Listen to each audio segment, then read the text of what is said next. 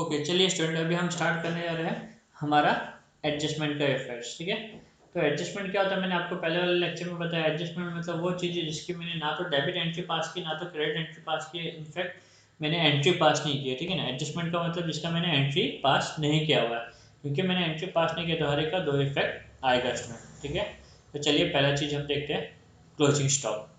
पहली जो चीज़ है वो क्या है student, closing stock. Closing stock का दो इफेक्ट आएगा। ट्रेडिंग अकाउंट कराने के टाइम पे मैंने आपको बोला था कि क्लोजिंग स्टॉक ट्रेडिंग अकाउंट के क्रेडिट साइड में आएगा। इनफैक्ट ट्रेडिंग अकाउंट के क्रेडिट साइड में दो चीज़ें ही आती है, किसी भी तरीके से गुड्स जाएगा तो ट्रेडिंग अकाउंट के क्रेडिट साइड में और क्लोजिंग स्टॉक। तो पहला इफेक्ट तो आपने ऑलरेडी ट्रेडिंग अकाउंट के टाइम में देख लिया था। सेकेंड, जो क्लोजिंग स्टॉक है स्टूडेंट, वो आपका एसेट भी है, बरोबर ना, वो बिजनेस की प्रॉपर्टी है।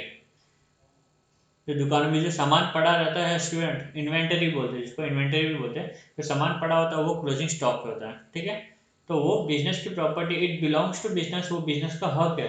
मैं नॉर्मली एसेट को हक करके डिनोट करूंगा और लायबिलिटी को बर्डन करके डिनोट करूंगा। ठीक है, वो बिजनेस का हक है, तो डेफिनेटली वो कहाँ पे आएगा, एसेट साइड में आएगा। और साथ साथ में स्टूडेंट हमने ये भी पढ़ा था, जो अमाउंट है कॉस्ट या market price which ever is lower.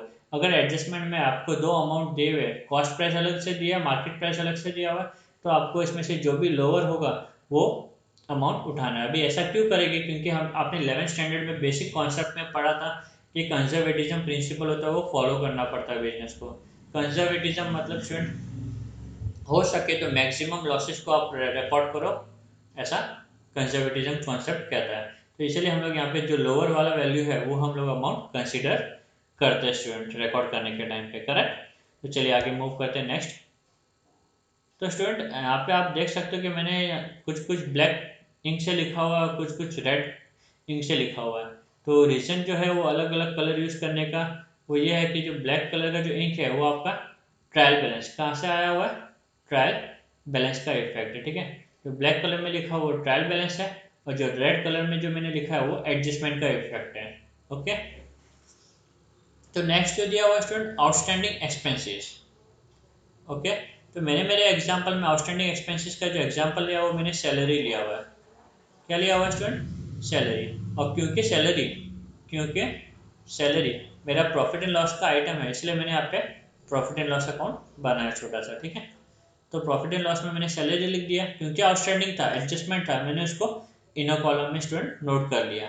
Okay, और फिर आउटस्टैंडिंग मतलब क्या, बाकी है। बाकी है मतलब क्या, आपको शॉर्ट में समझाता हूँ। समझो ये आपका अकाउंटिंग टर्म है, ये आपका हो गया अप्रैल से लेके मार्च, और आपने जो पे किया ये अप्रैल है आपका स्टूडेंट, और ये आपका मार्च है, करेक्ट। तो आपने जो पेमेंट है वो सिर्फ जैन तक ही किया है। कितना किया हुआ है, जैन तक ही पेमेंट किया हुआ है आपने। इसका मतलब आपने जो सैलरी जो लिखा हुआ है ब्लैक कलर में, वो जनवरी तक का अमाउंट है। बट जो अकाउंट से स्टूडेंट बनता है अपना, कितने ईयर के लिए बनता है, 1 ईयर के लिए बनता है, करेक्ट ना। तो पूरा 1 ईयर का इसमें अमाउंट रिकॉर्ड होना चाहिए, बट ये तो खाली जनवरी तक रिकॉर्ड है। फेब्रुवरी मार्च 2 महीने का क्या बेबी आउटस्टैंडिंग है, तो वो भी मुझे रिकॉर्ड करना चाहिए, भले मैंने पे नहीं किया, बट बिजनेस का तो एक्सपेंस है वो 2 महीने का।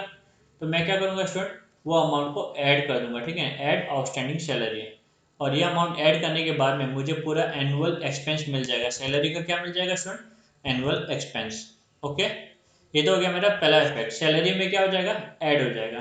दूसरा, क्योंकि मुझे देना बाकी है, अगेन स्टूडेंट क्योंकि मुझे देना बाकी है, तो ये क्या मेरे लिए, क्या बिजनेस के लिए क्या बर्डन है, अधिकार नहीं ना, बिजनेस का हक नहीं है। बिजनेस के लिए क्या ये एक बर्डन है, क्योंकि ये एक बर्डन है स्टूडेंट, ये कहाँ पर आएगा, लाइबिलिटी साइड में आएगा। ठीक है, तो मैंने दूसरा इफेक्ट इसका दे दिया, आउटस्टैंडिंग सैलरी लाइबिलिटी साइड में।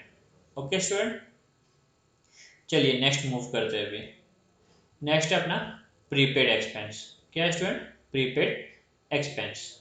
प्रीपेड मतलब क्या, मैंने एडवांस में पे करके रखा है, जो खर्चा है वो मैंने एडवांस में पे करके रखा हुआ है। जो अकाउंट्स है वो कितने साल का बनता है स्टूडेंट, 1 ईयर का हम फाइनल अकाउंट नॉर्मली बनाते हैं। ओके, तो ये जो हो गया मेरा कहाँ से कहाँ तक हो गया, अप्रैल से लेके मार्च तक का हो गया। ठीक है स्टूडेंट, यहाँ पे जो मैंने एग्जांपल लिया वापस सैलरी का लिया, और सैलरी मेरा पीएल का आइटम, इसलिए मैंने पीएल अकाउंट बनाया हुआ है यहाँ पे। ठीक है, तो ये सैलरी लिखा हुआ है, और मैंने क्या किया स्टूडेंट, किसी स्टाफ को एडवांस की रिक्वायरमेंट थी, क्या थी, एडवांस की रिक्वायरमेंट थी। तो मैंने क्या किया, जून तक का मैंने एडवांस उसको दे दिया। कितने तक का दे दिया? जून तक का। अभी क्योंकि मैंने इसको पेमेंट कर दिया तो वो तो मैंने अमाउंट रिकॉर्ड कर दिया, मतलब अप्रैल से लेके जून तक का जो अमाउंट है वो मैंने सैलरी के, ये जो ब्लैक कलर में लिखा है वो अमाउंट में मैंने लिख दिया। मतलब मैंने एक्सपेंस को ज़्यादा रिकॉर्ड किया, जून तक रिकॉर्ड कर दिया, मेरे को तो खाली मार्च तक करना था। क्योंकि मैंने इसे ज़्यादा रिकॉर्ड किया स्टूडेंट, ये जो एक्सेस वाला पार्ट है वो मैं क्या कर दूंगा? माइनस कर दूंगा, बरोबर, क्योंकि अकाउंट मुझे 1 साल का ही लिखना है। तो मैंने यहाँ पे प्रीपेड सैलरी को क्या कर दिया स्टूडेंट? माइनस कर दिया, करेक्ट। माइनस करके अमाउंट मैंने बाहर लिख दिया। तो ये प्रीपेड सैलरी क्या हो जाएगा स्टूडेंट? लेस हो जाएगा। प्रीपेड एक्सपेंस, सैलरी की जगह पे एक्सपेंस भी बोल सकते हो आप लोग। प्रीपेड एक्सपेंस यहाँ पे क्या हो जाएगा? लेस हो जाएगा। सैलरी के अलावा कुछ भी आ सकता है स्टूडेंट, ठीक है। इसका दूसरा इफेक्ट कहाँ पे आएगा वो देखते हैं। अभी क्योंकि मैंने किसी को एडवांस में पेमेंट कर दिया है तो डेफिनेटली मैं उसकी सर्विस एंजॉय करूँगा, बरोबर ना। उसकी सर्विस मुझे मिलनी चाहिए, वो मेरा राइट बन जाएगा, मेरा हक हो जाएगा उसके ऊपर। आप किसी चीज़ को अगर समझो आपने रेफ्रिजरेटर के शॉप में जाके एडवांस दे दिया, ठीक है, तो शॉपकीपर वो रेफ्रिजरेटर किसी और को बेच नहीं सकता। या फिर आपने कोई एसी खरीद लिया, सिंपल सी बात कहता हूँ, आपने शॉप में गए और कोई एसी खरीद लिया, एसी के लिए आपने एडवांस दे दिया, तो वो एसी आपका हो गया, आपका हक बन जाता है स्टूडेंट उसके ऊपर, ठीक है ना, एसी के ऊपर। शॉपकीपर फिर उसको बाकी किसी को बेच नहीं पाएगा। ठीक उसी तरीके से अगर आप कोई एडवांस पेमेंट करते हैं स्टूडेंट, तो आपका क्या बन जाता है उसके ऊपर? हक बन जाता है। और क्योंकि वो एक टाइप का आपका हक है, आपका राइट है, अधिकार है आपका, तो वो कहाँ पे आएगा? एसेट साइड में आएगा, करेक्ट। तो चलिए थर्ड एडजस्टमेंट देखते हैं यहाँ पे, sorry fourth adjustment, income received in advance. तो ये जो है स्टूडेंट प्रीपेड एक्सपेंस का जस्ट ऑपोजिट जैसा है, प्री रिसीव्ड इनकम। वहाँ पे हमने एडवांस में किसी को पेमेंट किया था, यहाँ पे हमें एडवांस में मिल रहा है। क्या मिल रहा है? हमें एडवांस में पेमेंट मिल रहा है, करेक्ट। जैसे बोलते हैं प्री रिसीव्ड इनकम। नॉर्मली ऐसा कोचिंग क्लासेस में होता है, समझो ये है अप्रैल से लेके मार्च का पीरियड, ये है अप्रैल और ये है मेरा मार्च, ठीक है। तो जैसे ही मार्च आता है स्टूडेंट, तो बच्चे लोग क्या लेना चालू कर देते हैं? एडमिशन। इनफैक्ट जैन से चालू होता है, जैसे जैन चालू होता है बच्चे लोग एडमिशन लेना शुरू कर देते हैं, करेक्ट। जैन फेब मार्च 3 महीना पहले ही एडमिशन जो होती है क्लासेस वगैरह की चालू हो जाती है। तो ये जो 3 महीना होता है वो क्या होता है? 3 महीने के लिए हम लोग पे कर रहे हैं, बट कभी के लिए पे कर रहे हैं?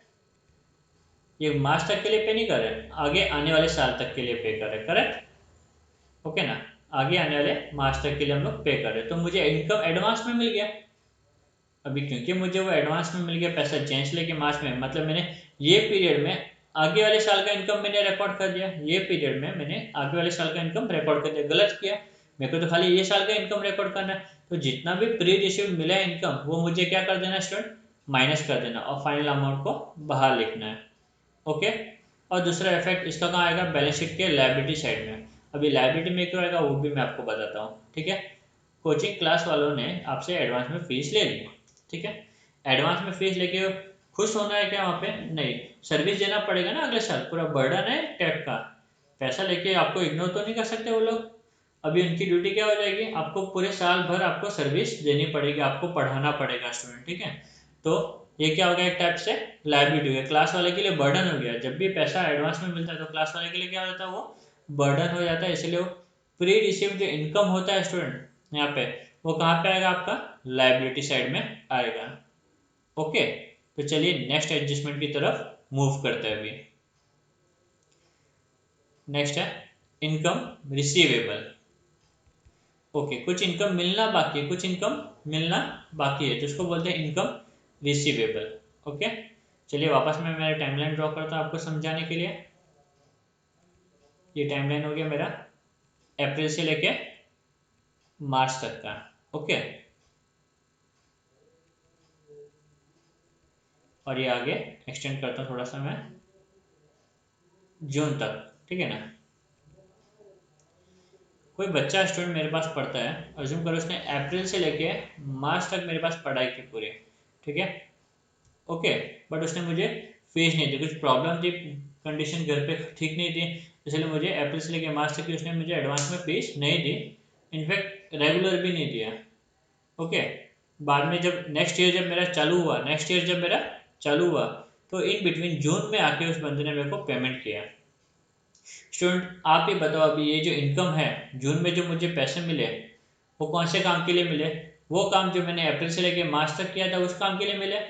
तो जून को जो ये पेमेंट मिला वो कभी का होना चाहिए? वो मेरा अप्रैल से लेके मार्च तक का होना चाहिए। ठीक है, तो कोई भी आपने वर्क किया है जिसका पेमेंट आपको नहीं मिला है, मिलना बाकी है, नहीं मिला मतलब आपने रिकॉर्ड नहीं किया, मिलना बाकी है, तो आपको क्या करना है स्टूडेंट, उसको ऐड कर देना। ठीक है ना, क्योंकि जो आपको भले नहीं मिला बट मिलेगा ना फ्यूचर में, मिलने वाला है, तो भी उसको आप क्या कर दो, करंट ईयर के इनकम में उसको ऐड कर दो। करेक्ट।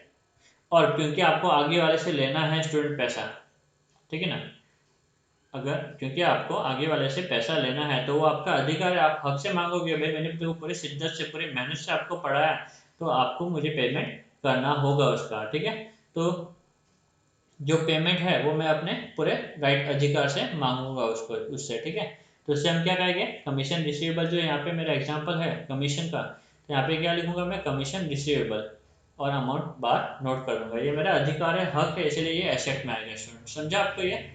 तो अप्रैल से लेके मार्च तक आपने पढ़ा है बट आपको पेमेंट पूरा नहीं भी कर पाया आगे वाले बंदे ने, तो उसने क्या किया, जून में किया, भले उसने अगले महीने किया, बट ये जो मेरा इनकम है जून में जो मुझे इनकम मिला वो मेरा बिलोंग करता है अप्रैल टू लेके मार्च के मेहनत के लिए। ठीक है, तो इस इनकम को मैं ऐड कर दूंगा। और दूसरा, मार्च खत्म होने के बाद में मैं कभी भी इससे अधिकार के साथ में पैसा मांग सकता हूँ, इसलिए वो मेरा हक है, इसलिए एसेट साइड में उसको मैंने रिकॉर्ड किया। ओके स्टूडेंट्स, चलिए आगे मूव करते हैं। सिक्स्थ एडजस्टमेंट, ये बड़ा ही इंटरेस्टिंग एडजस्टमेंट है स्टूडेंट। ठीक है, सिक्स्थ एडजस्टमेंट काफ़ी इंटरेस्टिंग है। यहाँ पे मैंने क्या किया, दो तीन चीज़ों को साथ में क्लब कर दिया, दो तीन चीज़ों को साथ में क्या कर दिया, क्लब कर दिया। दो तीन एडजस्टमेंट मैं यहाँ पे साथ में आपको बताऊंगा। ओके, तो स्टूडेंट ये एडजस्टमेंट एडजस्टमेंट में मैंने bad debts, RDD, reserve for discount on reserve for discount on debtor, इसको आरएफडीडी भी बोलते हैं। क्या बोलते हैं स्टूडेंट? आरएफडीडी। ये तीन एडजस्टमेंट को मैंने क्लब कर दिया, तीन एडजस्टमेंट को मैंने क्लब कर दिया। और फिर से आपको बताना चाहूँगा, जो ब्लैक कलर में लिखा है मैंने, जो मेरे ब्लैक इंक में लिखा हुआ है वो है मेरा ट्रायल बैलेंस से आया हुआ आइटम। कहाँ से आया हुआ है? Trial balance. और जो रेड कलर में यहाँ पे यूज़ कर रहा हूँ वो मेरा एडजस्टमेंट का इफेक्ट है। ठीक है, ओके, तो चलिए शुरू करते हैं। तो पहला, ये तीन टर्म को हम लोग समझ लेते हैं क्या होते हैं ये तीन टर्म। बैड डेब्ट्स मतलब क्या स्टूडेंट? मैंने किसी कस्टमर को उधार में सामान बेचा था, मैंने किसी कस्टमर को उधार में सामान बेचा था, अब वो मुझे पे नहीं कर पा रहा, या फिर वो मुझे सॉरी, अब वो जो स्टेट है जहाँ पे मेरा बिजनेस है वो छोड़ के चला गया है और मैं उसे पकड़ नहीं पा रहा हूँ। ठीक है, तो उसको कहते हैं बैड डेब्ट्स, मतलब पैसे डूब गए, या फिर कस्टमर ने साफ ना बोल दिया कि भाई मुझे पैसे देने ही नहीं है आपको। ठीक है, तो उससे हम क्या कहेंगे, बैड डेब्ट्स। ओके स्टूडेंट, आपको बैड डेब्ट्स का मतलब तो समझ में आ गया। नेक्स्ट हम देखते हैं आरडीडी। क्या है स्टूडेंट अपना टर्म? आरडीडी। आरडीडी मतलब रिजर्व फॉर डाउटफुल डेब्ट। रिजर्व फॉर डाउटफुल डेब्ट मतलब क्या स्टूडेंट? आपने 11th स्टैंडर्ड में पढ़ा था बेसिक कॉन्सेप्ट कंजर्वेटिज्म में, उसमें आपको ये सिखाया गया था कंजर्वेटिज्म में कि हो सके तो पॉसिबल लॉसेस को क्या करो, रिकॉर्ड करो, हो सके तो पॉसिबल लॉसेस को रिकॉर्ड करो। तो आरडीडी मेरा वही है, कॉन्सेप्ट के हिसाब से मैं इसको मेंटेन करता हूँ। तो आरडीडी मतलब मुझे लग रहा है, डूबा नहीं पैसा, मुझे सिर्फ लग रहा है कि पैसे डूब सकते हैं, क्योंकि मुझे चांसेस लग रहे हैं, तो उसको मैं पहले से क्या कर दूंगा स्टूडेंट, रिकॉर्ड कर दूंगा। तो उसको बोलते हैं आरडीडी। नेक्स्ट हमारा reserve for discount on data, RFDD. RFDD का मतलब क्या स्टूडेंट? कस्टमर मुझे पूरे पैसे नहीं देगा, डिस्काउंट मांगेगा।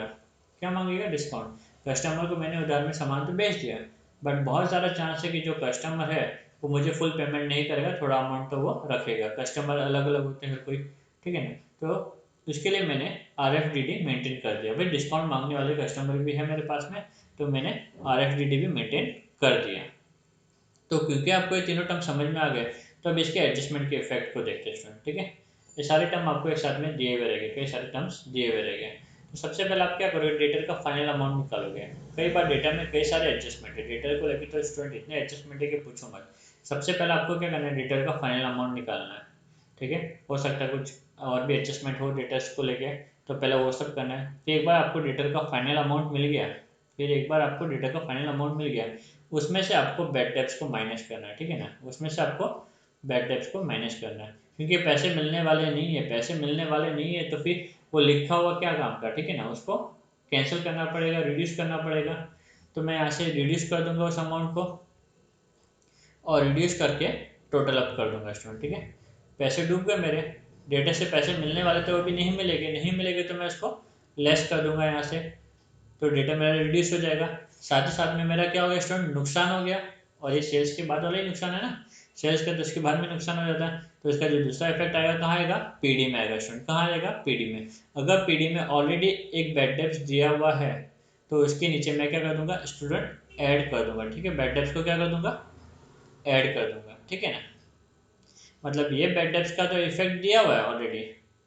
ठीक है ना, ऑलरेडी डेटा में से माइनस हो गया। अभी जो एडजस्टमेंट में बैड डेब्ट्स दिया है वो अमाउंट को मैंने माइनस नहीं किया, तो वो अमाउंट को माइनस करूंगा और उसका दूसरा इफेक्ट एग्जिस्टिंग बैड डेब्ट्स में क्या कर दूंगा मैं स्टूडेंट, ऐड कर दूंगा। ठीक है, नेक्स्ट आरडीडी। अभी नॉर्मली जो क्वेश्चन में आरडीडी जो होता है ना स्टूडेंट, वो परसेंटेज के टर्म पे दिया होता है, 2%, 3%, ऐसा 5% दिया होता है। तो नेक्स्ट जो होगा मेरा यहाँ पे आरडीडी लेस करूंगा, RDD at the rate of, यहाँ पे जो भी परसेंटेज होगा वो, ये जो परसेंटेज है स्टूडेंट ये अमाउंट पे निकलेगा। किस पे निकलेगा, ये वाली अमाउंट पे। इसीलिए मैंने यहाँ पे बैड डेब्ट्स माइनस करके अमाउंट निकाला है यहाँ पे। ठीक है ना, तो ये वाली अमाउंट पे मैं आरडीडी कैलकुलेट करूंगा, रिजर्व फॉर डाउटफुल डेब्ट्स, मतलब मुझे लग रहा है कुछ पैसे डूब सकते हैं, वो अमाउंट मैं यहाँ पर रिकॉर्ड कर दूंगा। वो अमाउंट का जो दूसरा इफेक्ट है, ये भी मुझे लग रहा है कि भाई पैसे डूबने वाले हैं। अभी पैसे डूबने वाले मतलब नुकसान की बात होगी, नुकसान की बात होगी तो प्रॉफिट एंड लॉस के डेबिट में मैं क्या कर दूंगा स्टूडेंट, ऐड कर दूंगा। तो आप देख सकते हो बैड डेब्ट्स डेटा से कनेक्टेड है, ये बैड डेब्ट्स भी डेटा से कनेक्टेड है, आरडीडी भी डेटा से कनेक्टेड है। तो ये सारी चीज़ों को मैंने एक साथ में लिख दिया। ठीक है, तो ये आरडीडी लिखने के बाद में स्टूडेंट इन तीनों का टोटल कर दूंगा, इन तीनों का क्या करूंगा मैं, टोटल करूंगा, मुझे ये अमाउंट मिल जाएगा। ठीक है ना, ट्रायल बैलेंस में कई बार, ठीक है, ट्रायल बैलेंस में अगर आपको ट्रायल बैलेंस के क्रेडिट साइड में अगर आपको दिया हुआ आरडीडी, ट्रेडिंग अकाउंट के क्रेडिट साइड में अगर आपको आरडीडी करके अमाउंट दिया हुआ रहेगा, trial balance, sorry trading account के ट्रायल बैलेंस। ठीक है ना, मैं नोट कर लेता हूँ यहाँ पे ट्रायल बैलेंस। ओके, तो ट्रायल बैलेंस के अगर क्रेडिट साइड में, ये कौन सा साइड है, ये अपना डेबिट साइड है, करेक्ट, और ये अपना क्रेडिट साइड है। तो ट्रायल बैलेंस के क्रेडिट साइड में अगर कोई अमाउंट दिया हुआ है, ठीक है, तो वो अमाउंट आप क्या कर सकते हो, वो अमाउंट आप सब्सट्रैक्ट कर सकते हो, वो अमाउंट क्या कर सकते हो, सब्सट्रैक्ट कर सकते हो। बरोबर, जो आपको टोटल अमाउंट मिला उसमें से आप सब्सट्रैक्ट कर दोगे, क्योंकि ये पहले किया हुआ प्रोविजन है। पहले मैंने सोचा था कि इतना नुकसान होगा बट हुआ नहीं उतना नुकसान, तो वो अमाउंट को मैं क्या कर दूंगा यहाँ पे लेस कर दूंगा स्टूडेंट, और फाइनल अमाउंट क्या आ जाएगा मेरा, बाहर आ जाएगा। करेक्ट, समझा आपको ये, ओके। हाँ, ये बैड डेब्ट्स हो गया, आरडीडी हो गया। अब हम मूव करते हैं आरएफडीडी पे। कहाँ मूव करते हैं, आरएफडीडी पे, reserve for discount on data. Student RDD minus करने के बाद में फिर से मैं टोटल कर दूंगा। और आरएफडीडी भी स्टूडेंट कई बार परसेंटेज के टर्म में दिया होता है। कैसे दिया होता है, अमाउंट सीधा सीधा नहीं दिया रहेगा, परसेंटेज के टर्म में दिया रहेगा, आपको कैलकुलेट करने बोला गया रहेगा। ठीक है ना, तो ये आरएफडीडी का जो कैलकुलेशन होगा ना स्टूडेंट, वो ये अमाउंट के ऊपर का, आप समझ रहे हो, ये अमाउंट जो है इस अमाउंट के ऊपर क्या होगा, कैलकुलेशन होगा आरएफडीडी का। और आरएफडीडी का अमाउंट यहाँ पे आप कैलकुलेट करोगे और इसको अमाउंट को आप सीधा, सॉरी माइनस कैलकुलेट करके निकालोगे और माइनस करके सीधा अमाउंट डेटा का बाहर लिख दोगे। करेक्ट, तो ये reserve for discount on data को भी माइनस करें, क्योंकि ये चांसेस है कि पैसा नहीं आए, पैसा नहीं आएगा तो उसको लिख के मतलब नहीं, बेटर आप माइनस करके फाइनल अमाउंट जो नेट अमाउंट है डेटा का, करेक्ट अमाउंट जो मेरे को पैसे मिलने वाले वो मैंने बाहर लिख दिया। अब ये भी एक टाइप का लॉस है, तो इसको मैंने अलग से मेंशन कर दिया टू आरएफडीडी अकाउंट, और इसका अमाउंट मैंने सीधा आउटर कॉलम में लिख दिया स्टूडेंट। ठीक है, समझे यहाँ तक आपको, चलिए अच्छा यहाँ तक आपको समझ गया।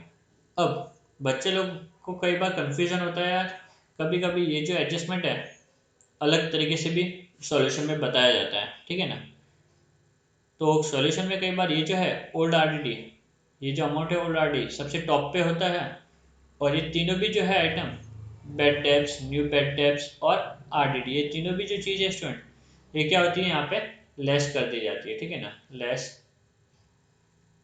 ठीक है, ये तीनों भी चीज़ें क्या कर दी जाती है यहाँ पे, लेस कर दी जाती है।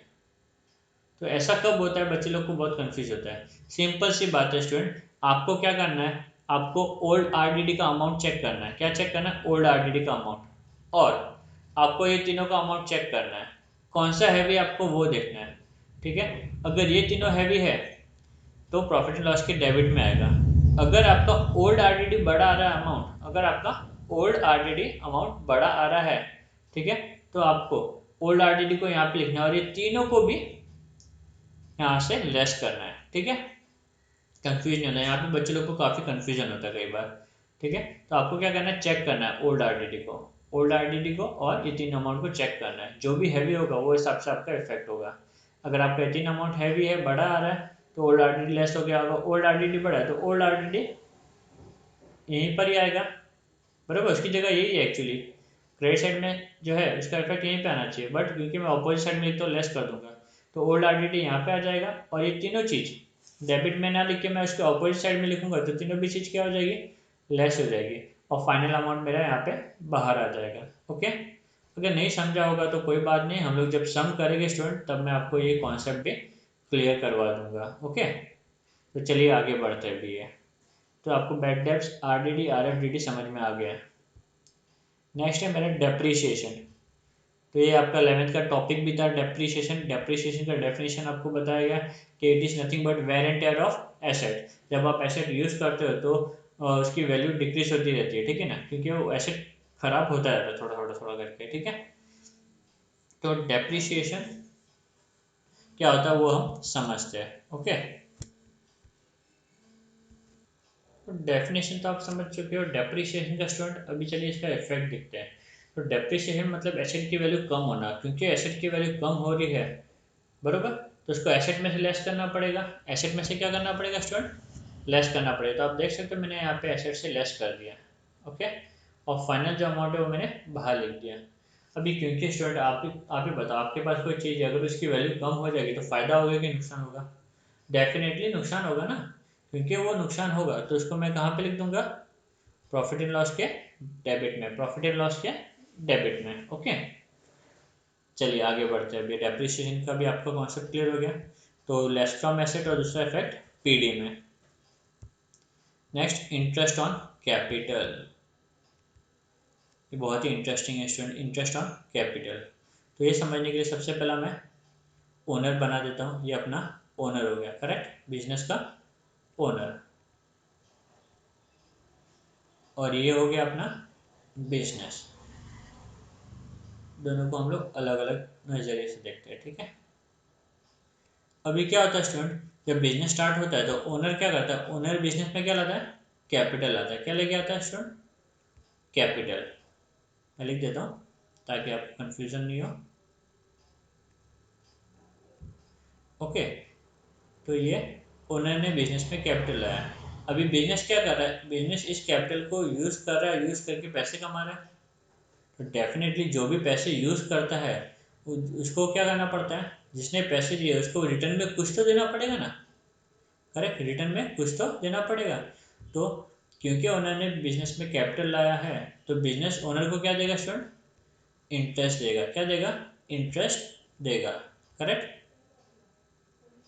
और ये इंटरेस्ट ओनर लेके नहीं जाएगा, ओनर वापस बिजनेस में डाल देगा। कहाँ डालेगा, वापस बिजनेस में, बिजनेस में रहने देगा इनफैक्ट, ठीक है ना। तो आप देख रहे हो कि ओनर क्या कर रहा है, कैपिटल ला रहा है, और बिजनेस क्या कर रहा है, बिजनेस इंटरेस्ट दे रहा है। क्योंकि बिजनेस इंटरेस्ट दे रहा है स्टूडेंट, बिजनेस क्या कर रहा है, इंटरेस्ट दे रहा है, तो बिजनेस का क्या हो गया, लॉस हो गया, करेक्ट। तो ये लॉस को मैं यहाँ पे रिकॉर्ड कर दूंगा, ठीक है। तो मैं यहाँ पे लॉस को रिकॉर्ड कर दिया, इंटरेस्ट ऑन कैपिटल। यहाँ पे लिख दिया मैंने X capital account, Y capital account. जो भी पार्टनर को जितना भी इंटरेस्ट देना है मुझे, यहाँ पे दो पार्टनर एज्यूम किया मैंने, दोनों पार्टनर का अमाउंट मैं यहाँ पे नोट कर दूंगा, ठीक है। और जो फाइनल अमाउंट आएगा स्टूडेंट इंटरेस्ट का वो मैं बाहर नोट कर लूँगा, करेक्ट। तो यहाँ पे मैंने क्या किया, इंटरेस्ट ऑन कैपिटल रिकॉर्ड कर दिया। अभी स्टूडेंट क्योंकि ये जो इंटरेस्ट ऑन कैपिटल है पार्टनर लेके तो नहीं जाता नॉर्मली, उसको वापस बिजनेस में इन्वेस्ट कर दिया जाता है, ठीक है। तो क्या होगा, कैपिटल बढ़ जाएगा, कैपिटल कॉन्ट्रीब्यूशन बढ़ जाएगा। जब भी कैपिटल कॉन्ट्रीब्यूशन बढ़ेगा, जब भी कैपिटल कॉन्ट्रीब्यूशन बढ़ेगा तो क्या होगा, कैपिटल अकाउंट क्रेडिट होगा, कैपिटल अकाउंट क्रेडिट होगा। जब भी कैपिटल कम होगा तो कैपिटल अकाउंट डेबिट होगा। बट ये वाले केस में क्या हो रहा है स्टूडेंट, कैपिटल तो बढ़ रहा है क्योंकि जो इंटरेस्ट मिला वो वापस बिजनेस में इन्वेस्ट हो रहा है। तो कैपिटल बढ़ रहा है, कैपिटल बढ़ रहा है, इसलिए मैंने इसको कहाँ पे लिख दिया, कैपिटल अकाउंट के क्रेडिट साइड में नोट कर लिया स्टूडेंट, ठीक है। तो चलिए नेक्स्ट देखते हैं हम लोग, इंटरेस्ट ऑन ड्राइंग। तो इसे भी हम लोग वो एग्जाम्पल के थ्रू ही समझते हैं। ये अपना हो गया बिजनेस एंटरप्राइज, ठीक है, और ये अपने हो गए ओनर, करेक्ट। तो ये मैंने बना दिया अपना ओनर। ड्राइंग का मतलब क्या है स्टूडेंट? ड्राइंग का मतलब बिजनेस से ओनर कुछ लेके जा रहा है, बिजनेस से ओनर कुछ लेके जा रहा है। मैंने एरो बना दिया, ठीक है, मतलब ओनर कुछ क्या किया, लेके गया, बरोबर ना। तो ये ड्राइंग किया उसने, ओके ना, मेरी भी ड्राइंग ही है बट दोनों का मतलब अलग होता है, ठीक है। होमोफोन होमोग्राफ एक मिल गया आपको ड्राइंग्स, करेक्ट। तो यहाँ पे क्योंकि ओनर लेके जा रहा है तो ओनर का ड्यूटी बनता है कि बिजनेस को इन रिटर्न कुछ तो दे, बरोबर ना। तो इन रिटर्न क्या देगा ओनर?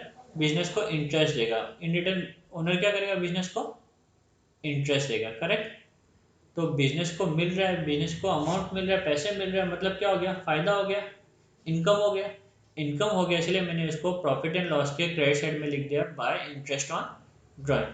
अमाउंट नोट कर दिया दोनों का भी, जितना जो इंटरेस्ट अमाउंट होगा अलग अलग पार्टनर का सबका मुझे नोट करना है और फाइनल अमाउंट को मुझे बाहर रिकॉर्ड करना है स्टूडेंट, ठीक है। तो चलिए ये तो मैंने रिकॉर्ड कर दिया। नेक्स्ट जो इफेक्ट आएगा स्टूडेंट इसका कहाँ पे आएगा? Capital account. कैपिटल अकाउंट में क्या हो जाएगा? कम। एक्चुअली जो बिजनेसमैन है वो मुझे कुछ पैसा दे नहीं रहा है, बिजनेसमैन वो मुझे पैसा ला के नहीं देगा, वो इंटरेस्ट ला के नहीं देगा। मैं क्या करूँगा? मैं उसकी कैपिटल को ही कम कर दूंगा, कैपिटल को क्या कर दूंगा? कम कर दूंगा, ठीक है ना। तो कैपिटल क्या हो गया? रिड्यूस हो गया।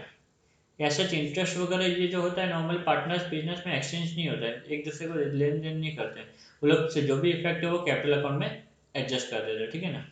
तो क्योंकि पार्टनर को कुछ देना है बिजनेस को तो मैं क्या कर दूंगा? कैपिटल को रिड्यूस कर दूंगा, ठीक है। तो सेकंड जो इफेक्ट है वो कैपिटल अकाउंट के डेबिट साइड में आ जाएगा स्टूडेंट, ठीक है।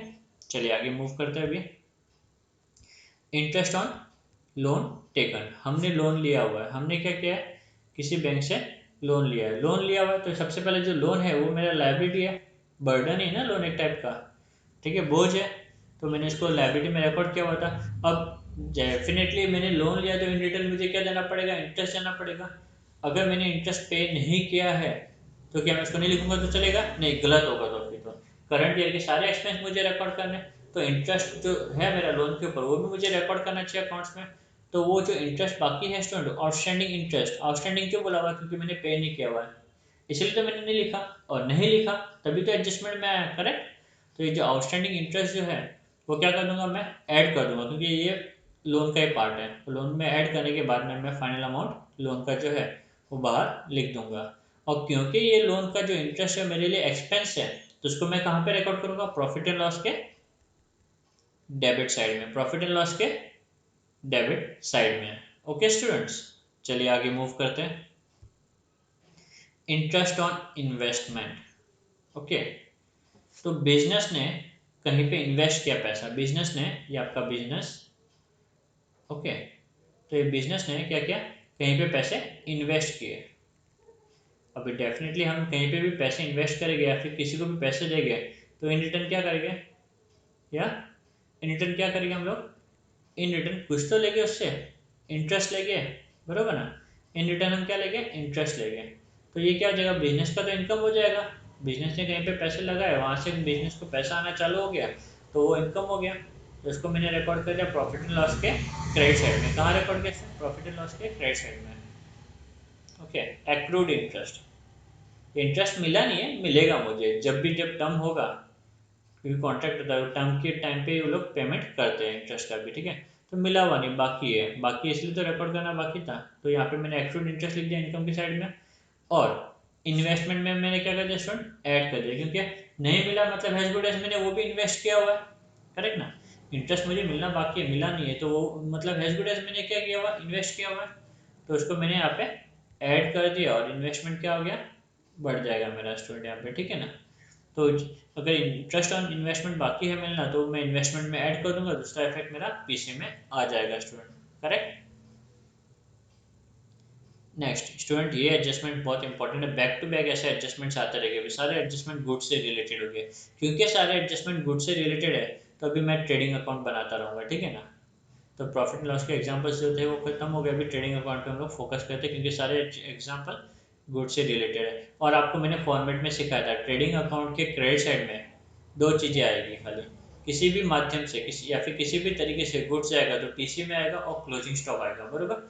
दो चीज़ आ रहा है। तो यहाँ पे आप क्या देख रहे हो, insured good destroyed by fire. Destroyed by fire मतलब गुड्स चला गया अपने पास से, फायर हो गया, एक्सीडेंट हो गया, कुछ भी हो गया, ठीक है ना, गुड्स चले गए। तो क्योंकि गुड्स मेरे पास से जा रहे हैं तो मैंने इसको टीसी में रिकॉर्ड कर दिया, goods by goods loss by fire account, ठीक है। अमाउंट नोट कर दिया।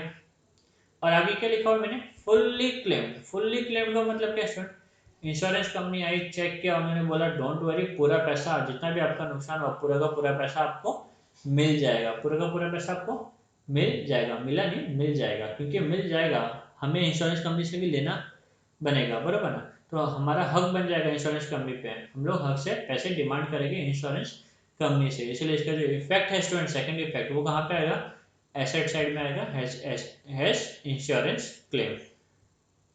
ओके चलिए आगे बढ़ते हैं। Insured good destroyed by fire, insured goods destroyed by fire या accident, claim not covered fully. Claim not covered fully, insurance company पूरा पैसा देने के लिए रेडी नहीं है, उसको उसको लगता है कि नुकसान जितना बता रहा है बिजनेसमैन उतना नहीं होगा, कम हुआ उससे, ठीक है ना। या फिर हो सकता है बिजनेसमैन ने पूरा इंश्योरेंस नहीं लिया, आधा इंश्योरेंस लिया, तो जो लॉस है वो भी आधा ही इंश्योरेंस कंपनी पे करेगी, ठीक है। तो पहले जितना भी गुड्स लॉस हो गया वो पूरा मैंने यहाँ पे रिकॉर्ड कर लिया। एग्जाम्पल ले लेता हूँ यहाँ पे मैं, समझो 10,000 का गुड्स नुकसान हो गया, कितना हो गया 10,000। एग्जाम्पल में मैंने यहाँ पे 10,000 ले लिया, ओके।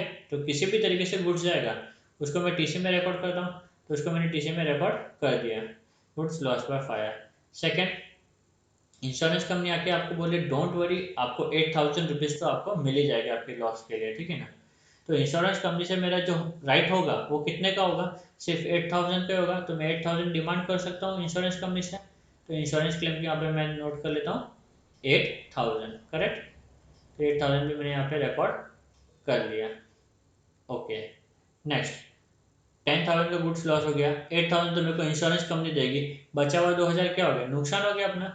क्योंकि वो नुकसान हो गया उसको मैं प्रॉफिट एंड लॉस के डेबिट में रिकॉर्ड करूंगा। डेबिट में ऑल एक्सपेंसेस रिकॉर्ड करते हैं ना हम लोग, तो बाय लॉस बाय फायर यहाँ पे कितना आ जाएगा स्टूडेंट, 2,000, करेक्ट। तो स्टूडेंट मैं आपको ये बताना चाहता हूँ कि ये पहला ऐसा एडजस्टमेंट है जहाँ पे 3 इफेक्ट है, बाकी सारे एडजस्टमेंट का आपको 2 इफेक्ट दिखेगा, यहाँ पे आपको टोटल 3 इफेक्ट दिख रहा है, ओके।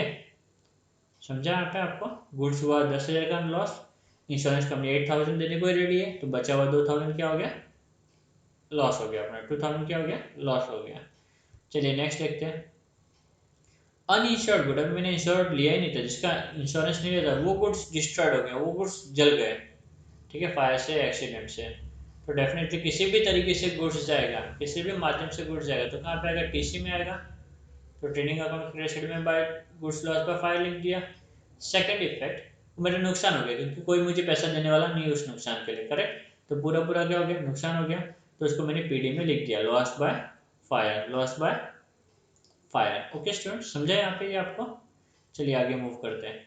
नेक्स्ट, गुड्स स्टोलन, चोरी हो गया, गुड्स चोरी हो गया, तो गुड्स गया मतलब, तो किसी भी तरीके से गुड्स जाए उसको मुझे टीसी में रिकॉर्ड करना है, तो by goods loss by theft, ये अमाउंट मैंने नोट कर दिया।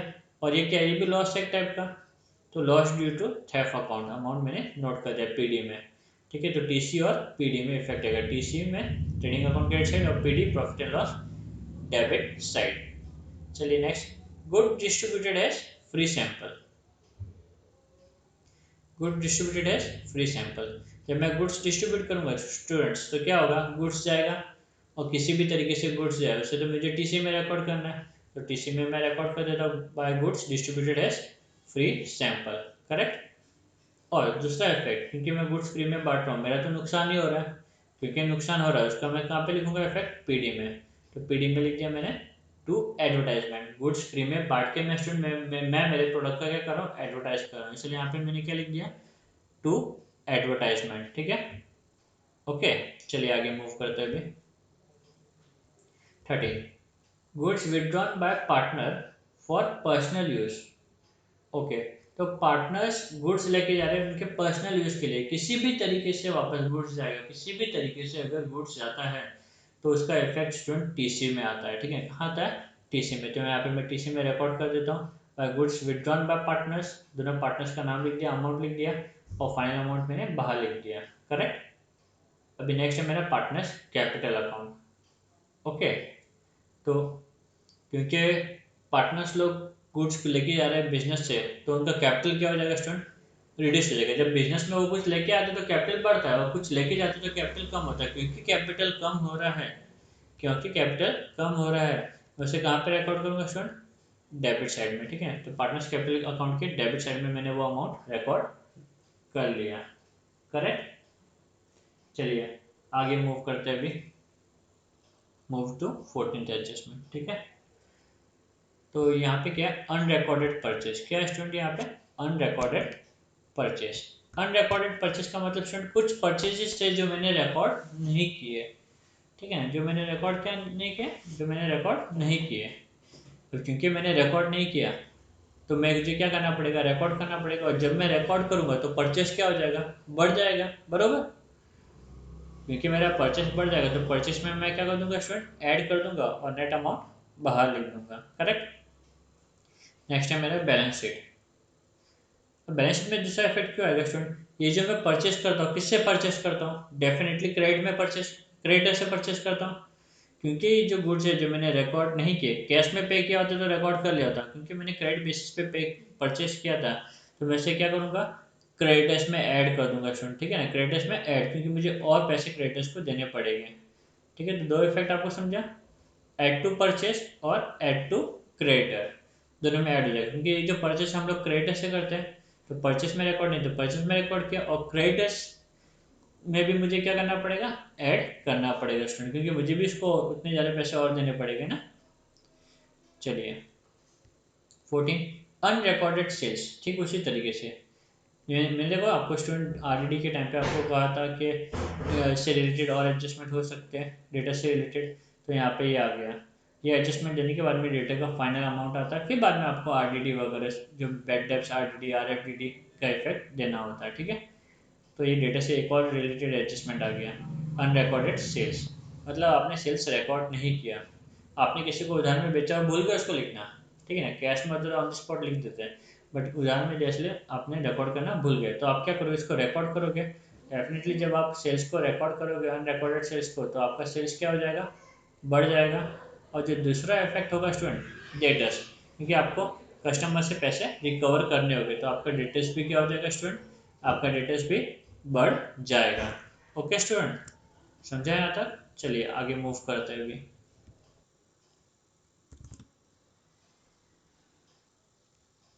ओके, तो 14th देखते हैं एडजस्टमेंट स्टूडेंट। क्या दिया हुआ है, capital expenditure included in revenue expenditure. तो ये एडजस्टमेंट समझने के पहले स्टूडेंट हम लोग समझ लेते हैं कैपिटल एक्सपेंडिचर क्या होता है और रेवेन्यू एक्सपेंडिचर क्या होता है। कैपिटल एक्सपेंडिचर स्टूडेंट, जो एक्सपेंडिचर हम फिक्स एसेट के लिए करते हैं, किसके लिए, फिक्स एसेट के लिए जो हम खर्चा करते हैं, उस खर्चे को कहते हैं कैपिटल एक्सपेंडिचर। करेक्ट। और रेवेन्यू एक्सपेंडिचर जो हमारा डे टू डे एक्सपेंस होता है, उसको हम कहते हैं रेवेन्यू एक्सपेंडिचर। तो ये एडजस्टमेंट क्या कह रहे हैं हमें, कि कैपिटल एक्सपेंडिचर को हमने क्या किया, रेवेन्यू एक्सपेंडिचर में इंक्लूड कर दिया। ये जो रेवेन्यू एक्सपेंडिचर एग्जांपल के तौर पे मैंने रिपेयर लिया हुआ है, बरोबर, रिपेयर छोटा मोटा जो हम रिपेयर करते हैं उसको वो अपना रेवेन्यू एक्सपेंडिचर है। इसके अंदर मैंने क्या लिख दिया, कैपिटल एक्सपेंडिचर भी लिख दिया, जो कि गलत किया मैंने। ये अमाउंट के अंदर कैपिटल एक्सपेंडिचर भी इंक्लूड है, गलत किया मैंने, तो सही करना पड़ेगा। अभी ये अमाउंट ज़्यादा रिकॉर्ड हो गया, तो कम करने के लिए मैंने क्या कर दिया, less less repair to machinery. और जो रिपेयर टू मशीनरी है स्टूडेंट, ये मेरा कैपिटल एक्सपेंडिचर है। ठीक है ना, क्या है मेरा, कैपिटल एक्सपेंडिचर। रिपेयर भी अलग अलग टाइप के होते हैं, तो ये जो बड़ा खर्चा है जिससे मशीन की लाइफ बढ़ गई है, तो रिपेयर किया मशीन को, तो ये मेरा कैपिटल एक्सपेंडिचर था, जो मैंने रेवेन्यू में लिखा था, जो मैंने गलत किया था। तो अमाउंट ज़्यादा था यहाँ पे, तो मैंने लेस कर दिया, तो ये पहला इफेक्ट हो गया मेरा। और क्योंकि मैंने मशीन के ऊपर खर्चा किया, किसी भी चीज़ के ऊपर जब आप खर्चा करते हो जिससे उसकी वैल्यू बढ़ती है, तो वो क्या हो जाना है, कैपिटल में ऐड हो जाना चाहिए। कैपिटल में क्या हो जाना चाहिए स्टूडेंट, ऐड होना चाहिए। तो मशीनरी में वो खर्चे को मैंने क्या कर दिया, ऐड कर दिया। Okay correct. और मैंने फाइनल अमाउंट लिख दिया बाहर। ओके, समझा स्टूडेंट ये आपको। तो कैपिटल एक्सपेंडिचर कहाँ इंक्लूड था, रेवेन्यू में, तो रेवेन्यू से मैंने वो निकाल दिया, और मशीनरी में उसको ऐड कर दिया। करेक्ट। चलिए नेक्स्ट देखते हैं।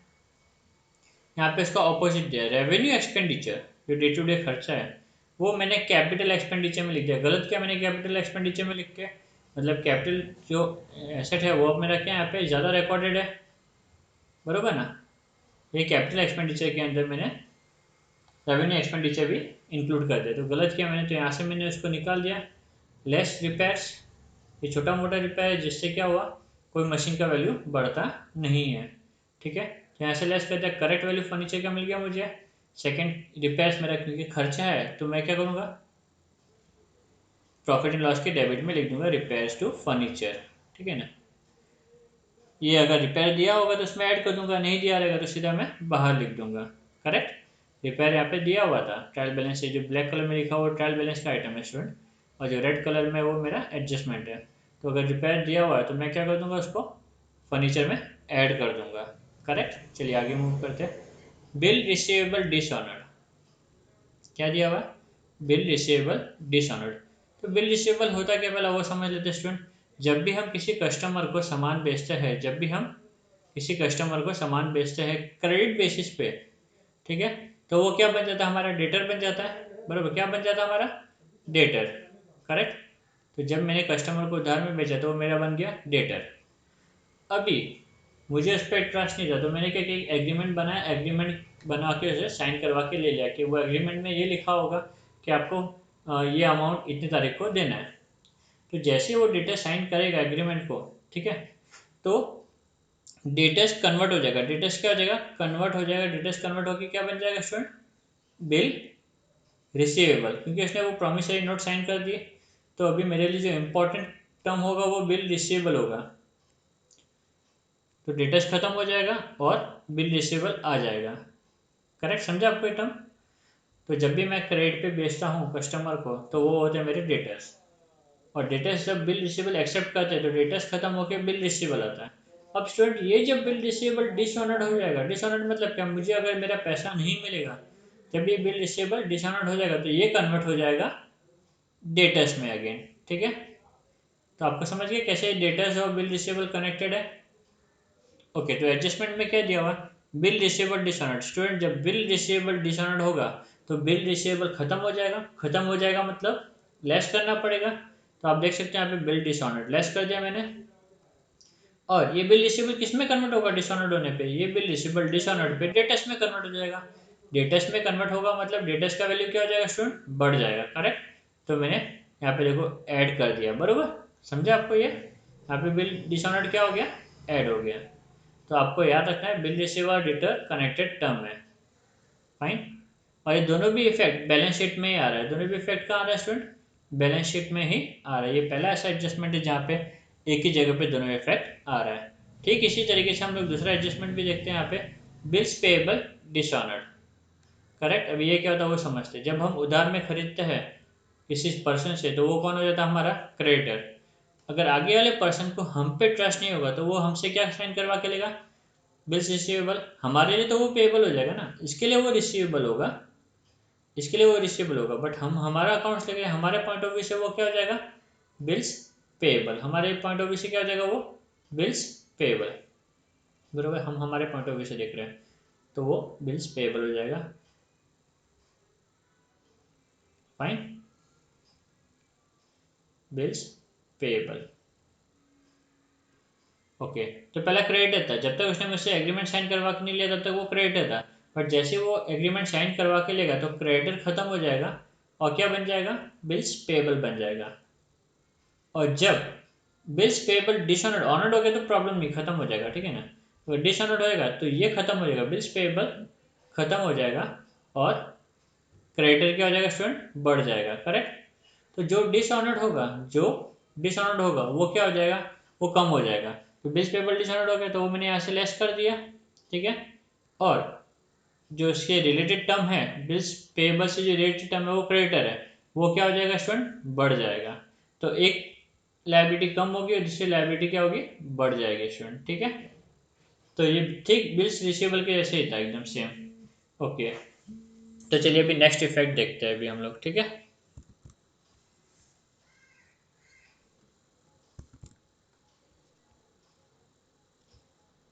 ओके, नेक्स्ट जो स्टूडेंट अपना है डिफर्ड एक्सपेंडिचर। क्या? Deferred expenses of advertisement paid for 5 year. तो ऐसे खर्चे को हम लोग डिफर्ड एक्सपेंडिचर कहते हैं, जिसका मैं करंट ईयर में बहुत साल के लिए पहले से पे करके रखता हूँ। करंट ईयर में जब मैं बहुत साल के लिए, जैसे यहाँ पे एग्जांपल में 5 साल के लिए मैंने पे करके रखा है, एडवर्टाइजमेंट के लिए मैंने 5 साल के लिए आज की तारीख में पे कर दिया, तो ऐसे एक्सपेंडिचर को हम लोग कहते हैं डिफर्ड एक्सपेंडिचर स्टूडेंट, ठीक है ना। तो जितना भी एक्सपेंडिचर है एडवर्टाइजमेंट का, जो क्योंकि मैंने करंट ईयर में पे कर दिया, तो ये पूरा अमाउंट मैंने पीडी में लिखा हुआ है, बट ये गलत है अमाउंट स्टूडेंट। ये जो अमाउंट मैंने यहाँ पे लिखा हुआ वो तो 5 साल का अमाउंट है, मुझे तो सिर्फ 1 साल का अमाउंट लिखना होता है ना। क्योंकि मेरा प्रॉफिट एंड लॉस अकाउंट 1 साल का बनता है, तो मुझे 1 साल का अमाउंट लिखना है, ये तो 5 साल का अमाउंट है। तो मैं क्या करूँगा स्टूडेंट, 4 ईयर्स का जो एडवांस है, यहाँ पर 4 ईयर का जो एडवांस है वो मैं क्या कर दूंगा स्टूडेंट, माइनस कर दूंगा।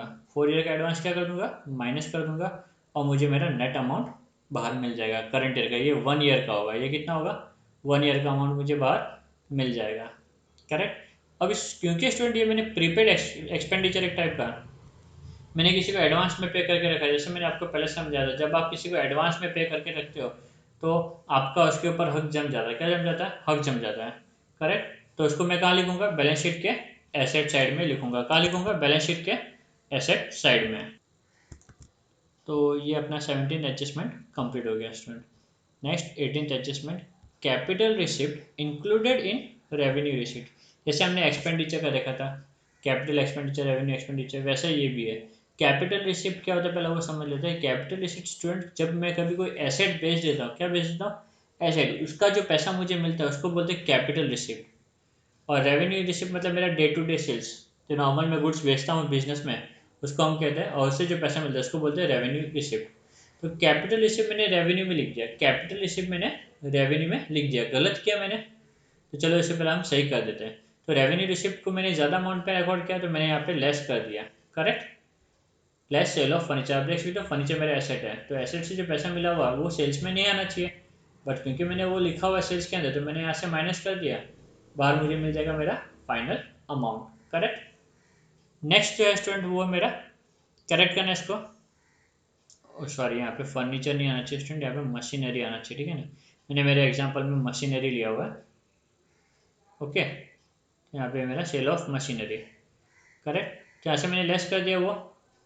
नेक्स्ट जो इफेक्ट है स्टूडेंट वो मेरा कैपिटल एसेट के ऊपर आएगा, जिसको मैंने बेच दिया, मशीनरी है, क्योंकि मैंने इसका सेल्स में लिख दिया था, तो मतलब मैंने यहाँ पे इसको रिकॉर्ड नहीं किया, तो मैं इसको रिकॉर्ड करूँगा। सेल करने पे क्या होगा स्टूडेंट, एसेट का वैल्यू बढ़ेगा नहीं, एसेट का वैल्यू कम हो जाएगा, करेक्ट।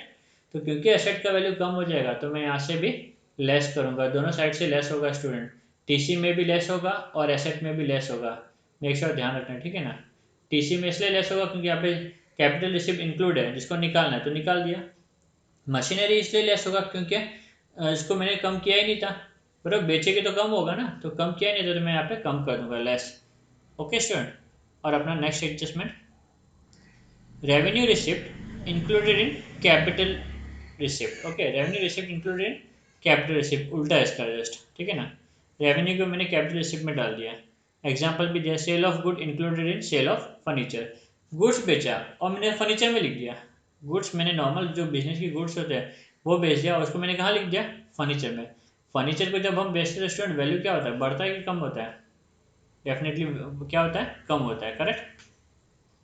देखते एक मिनट, पहला मैंने क्या किया, जो मैंने गुड्स बेचा कहाँ पे लिख दिया, कैपिटल रिसिप्ट में लिख दिया, तो मैंने गलत किया, तो मैं यहाँ पे क्या करूँगा स्टूडेंट, करेक्ट करूँगा। जो सेल्स है वो मेरा कम रिकॉर्डेड है, क्योंकि कुछ सेल्स तो मैंने फर्नीचर में लिख दिया, कुछ सेल्स तो मैंने फर्नीचर में लिख दिया, तो ये कम रिकॉर्डेड है, तो करेक्ट करूँगा तो क्या कर दूंगा स्टूडेंट, ऐड कर दूंगा, क्या कर दूंगा, add, sales wrongly recorded in furniture, तो क्योंकि रॉन्गली रिकॉर्डेड हुआ था उसको मैंने यहाँ पे ऐड कर दिया, करेक्ट। अभी क्योंकि जो मैंने सेल किया था वो स्टूडेंट रेवेन्यू सेल्स था, क्या था, रेवेन्यू सेल्स था मेरा, वो मैंने कहाँ पे लिख दिया था, कैपिटल में लिख दिया था, मतलब मैंने इसको ऑलरेडी कम कर दिया था, क्या कर दिया था, कम कर दिया था। तो ये यहाँ पे मेरा मिस्टेक, वापस यहाँ पे क्या होगा स्टूडेंट, ऐड होगा, क्या होगा, ऐड, ठीक है ना। जब मैंने सेल्स ऑफ गुड रिकॉर्ड किया होगा फर्नीचर में, ठीक है ना, तो क्या क्या होगा, वहाँ से फर्नीचर में से लेस क्या होगा, सेल करने पे फर्नीचर में से कोई भी चीज़ हम सेल करेंगे तो वहाँ से लेस होता है, तो जब मैं सेल्स ऑफ गुड को करेक्ट किया तो मुझे यहाँ पे फर्नीचर को भी क्या करना पड़ेगा, करेक्ट करना पड़ेगा। फर्नीचर में से जब वो सेल का वैल्यू निकाल दूंगा तो फर्नीचर का वैल्यू क्या हो जाएगा स्टूडेंट, बढ़ जाएगा। फर्नीचर का वैल्यू क्या हो जाएगा स्टूडेंट, बढ़ जाएगा, और ये मेरा करेक्ट अमाउंट यहाँ पे आ जाएगा। Okay, next, commission to partner has a percentage of gross profit या फिर सेल्स। क्वेश्चन में दिया रहेगा कि पार्टनर्स को क्या मिलेगा, कमीशन मिलेगा। कैसे मिलेगा, ग्रॉस प्रॉफिट का सर्टेन परसेंटेज होगा या फिर सेल्स का थोड़ा सर्टेन परसेंटेज होगा। करेक्ट। तो स्टूडेंट यहाँ पे हम क्या करेंगे, प्रॉफिट एंड लॉस अकाउंट। ठीक है, देखो ये कमीशन कौन देगा पार्टनर्स को, डेफिनेटली बिजनेस से देगा, क्योंकि ये जो कमीशन है बिजनेस पार्टनर को देगा। तो बिजनेस के पॉइंट ऑफ व्यू से क्या हो गया, ये एक्सपेंडिचर हो गया। क्योंकि ये कमीशन बिजनेस के पॉइंट ऑफ व्यू से एक्सपेंडिचर हो गया तो मैं इसको कहाँ लिख दूंगा, प्रॉफिट एंड लॉस के डेबिट साइड में लिख दूंगा। स्टूडेंट कहाँ लिखूंगा, प्रॉफिट एंड लॉस के डेबिट साइड में लिख दूंगा टू कमीशन करके, और ये एक्सपेंस मैं रिकॉर्ड कर दूंगा। रिकॉर्ड हो गया एक्सपेंस, ये अमाउंट यहाँ पे आ गया। करेक्ट। और दूसरा यहाँ पे पार्टनर्स कैपिटल अकाउंट, दूसरा इफेक्ट कहाँ पे आएगा स्टूडेंट, पार्टनर्स कैपिटल अकाउंट में। तो ये जो कमीशन मिलेगा स्टूडेंट, ये कमीशन पार्टनर्स क्या करेंगे, फिर से बिजनेस में ला देंगे। ये विड्रॉ नहीं करेंगे पार्टनर्स, पार्टनर्स क्या करेंगे, इसको फिर से बिजनेस में ला देंगे।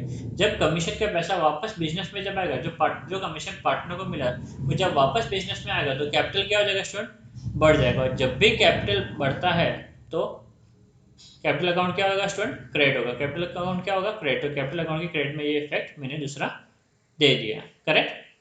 तो चलिए नेक्स्ट देखते हैं। ओके, तो ये लास्ट एडजस्टमेंट था स्टूडेंट। नॉर्मल एडजस्टमेंट्स मेरे यहाँ पे कंप्लीट हो गए। नेक्स्ट हम देखेंगे हिडन एडजस्टमेंट। हिडन एडजस्टमेंट क्या होता है वो हम नेक्स्ट लेक्चर में समझेंगे। उम्मीद करता हूँ अब तक के सारे एडजस्टमेंट आपको समझ में आए होंगे। Okay, thank you.